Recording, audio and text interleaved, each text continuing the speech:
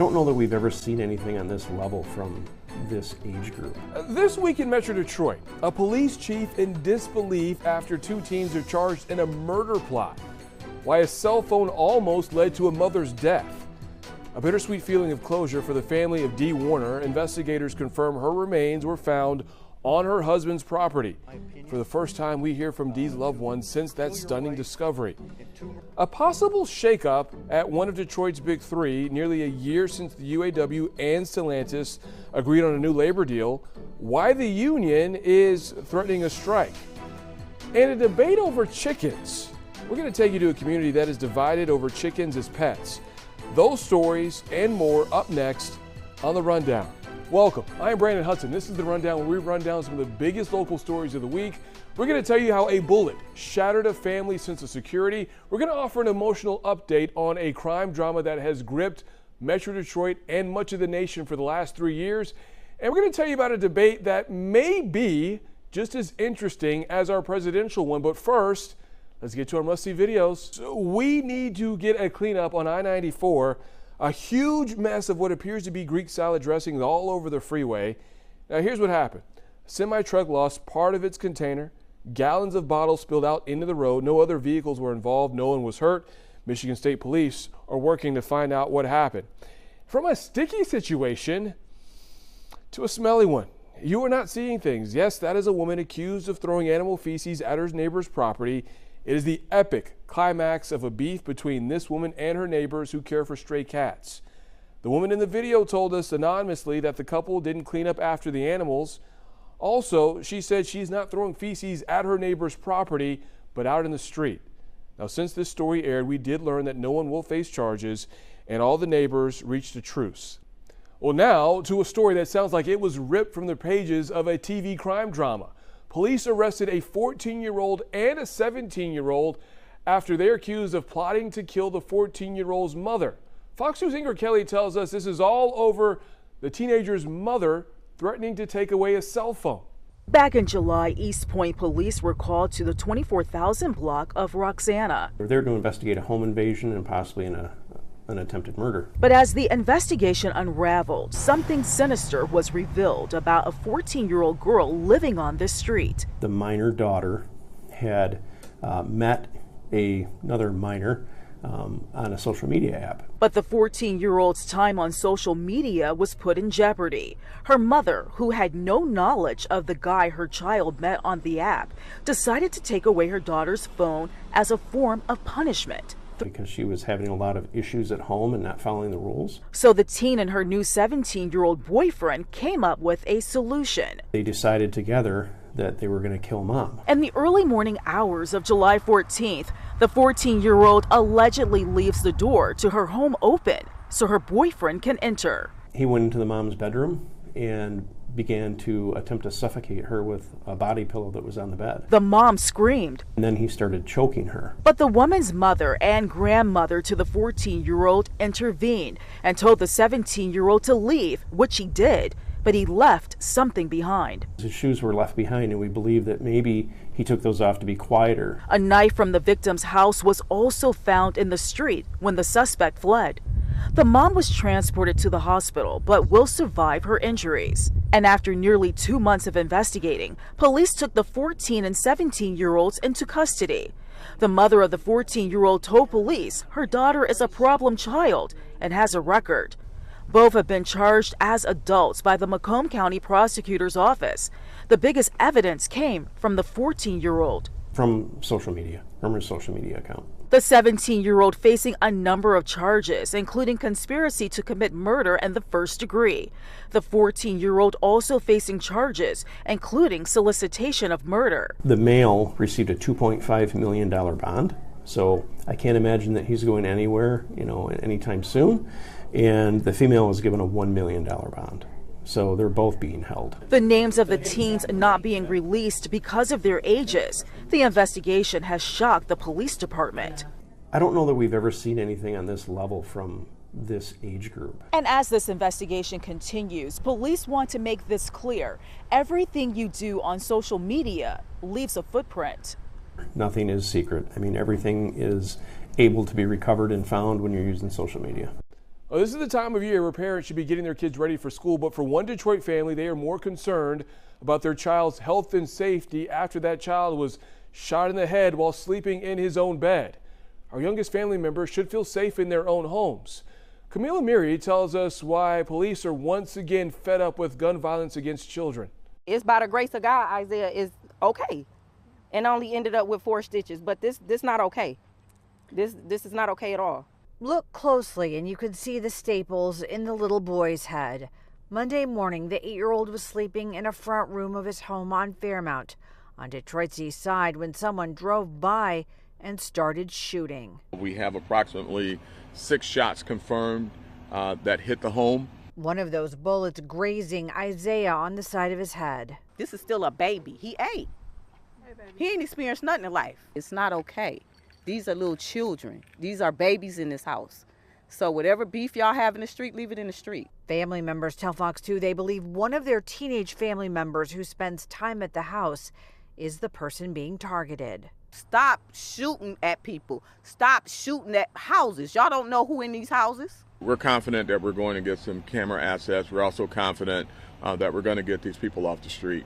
It's just going to take some time for us to pull it all together. It's been a long road to justice for the family of this woman, Dee Warner. She went missing in 2021.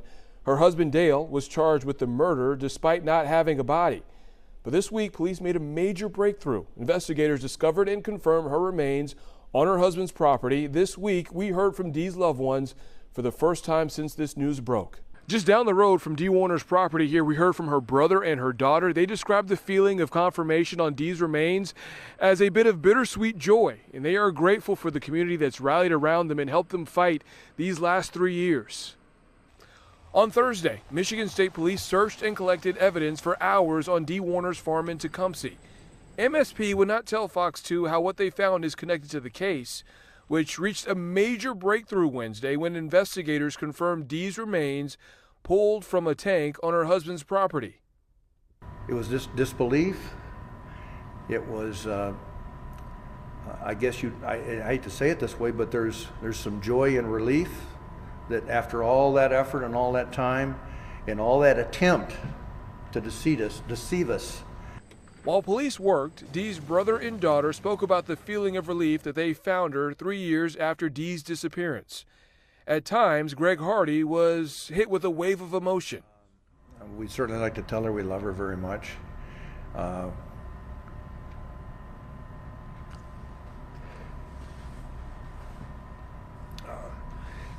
think that covers it when we say we love her very much.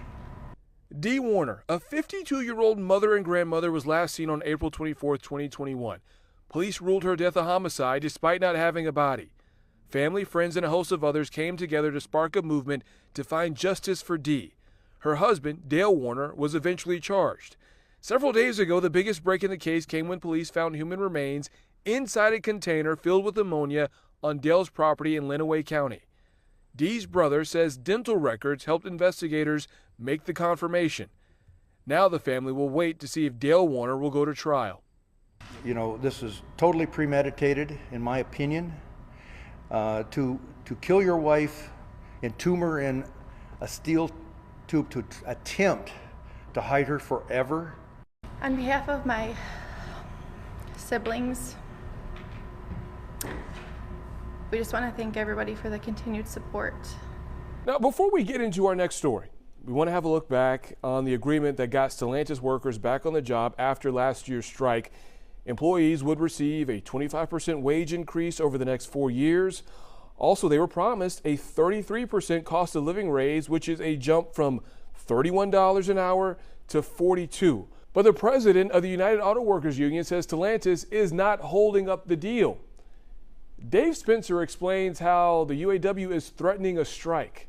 Something is rotten at Stellantis, and Stellantis employees, dealers, and customers deserve to know what's up. Sales are down, profits are down, and CEO pay is way, way up. This is a video shared on the Stellantis UAW website. UAW President Shawn Fain calling out the CEO of Stellantis. The problem isn't the market. At GM and Ford, auto sales are up. And the problem isn't the auto workers. The problem is this man. Carlos Tavares. Fain accuses Tavares of going back on commitments to the workforce in various plants that were already agreed upon during the 2023 UAW contract. Who does the company blame? The American auto worker. The same website urges Stellantis UAW workers to prepare for a potential strike.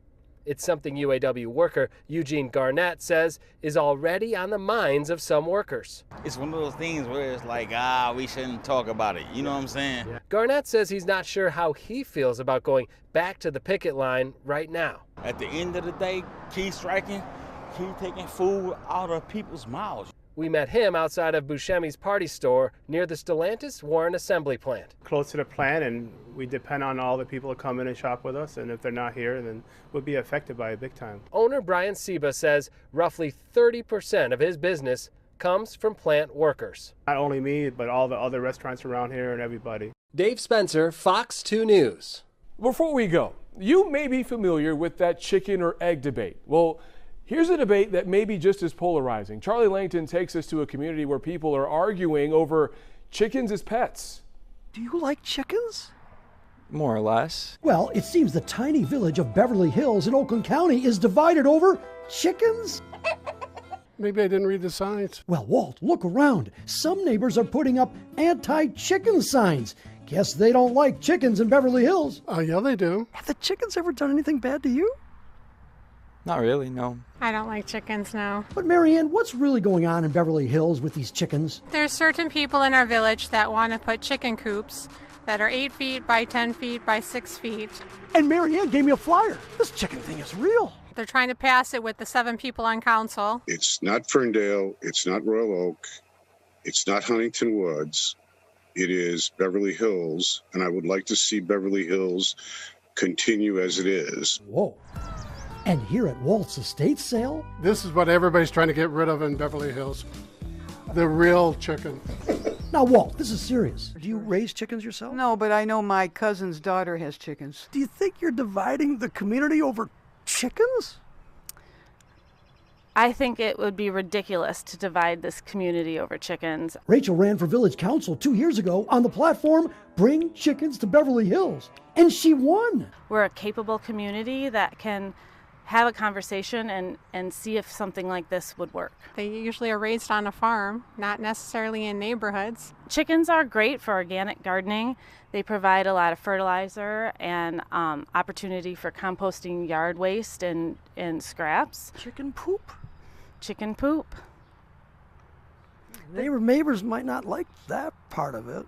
Well, I mean, dogs. Are you open to compromise? Dogs poop. Touche. Plus, fresh chicken eggs, they make a great omelet. So you can be sure that the great chicken debate will continue at the next Village Council meeting of Beverly Hills. Well, that ends this week's Rundown. I am Brandon Hudson. We appreciate you watching, and we'll see you next time.